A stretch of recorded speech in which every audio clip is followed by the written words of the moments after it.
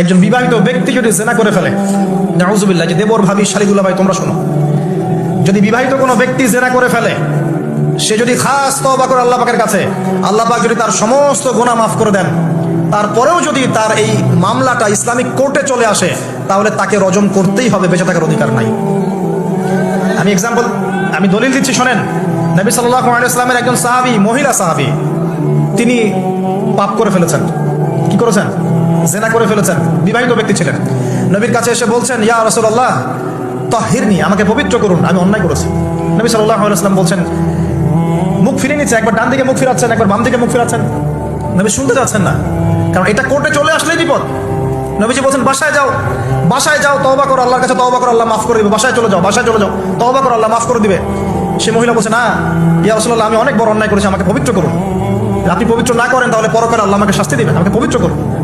এবার নবী সাল্লাল্লাহু আলাইহি ওয়াসাল্লাম বললেন, বাসায় যাও, তুমি গর্ভবতী হয়েছো, হ্যাঁ, বাচ্চা খালাস করো, তারপরে এসো, তোমার বিচার করে দেওয়া হবে।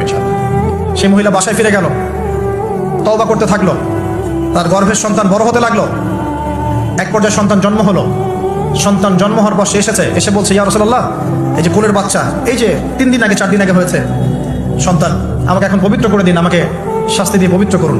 নবী সাল্লাল্লাহু আলাইহি ওয়াসাল্লাম বাচ্চা দিকে তাকিয়ে বলছেন যে এই বাচ্চাকে দুধ পান করাতে হবে। এবার তিনি নবী সাল্লাল্লাহু আলাইহি ওয়াসাল্লামকে বলছেন, ইয়া রাসূলুল্লাহ, এই যে আমার বাচ্চা এখন রুটি খেতে পারে, আমাকে এখন পবিত্র করুন। নবী সাল্লাল্লাহু আলাইহি ওয়াসাল্লাম একজন মুসলিমকে বললেন, এই বাচ্চার দায়িত্ব কে নিতে পারবে?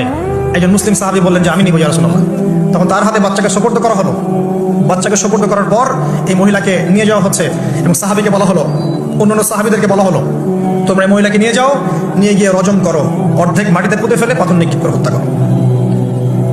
এবার সাহাবীরা এই কাজ করছেন। খালিদ বিন ওয়ালিদ রাদিয়াল্লাহু আনহু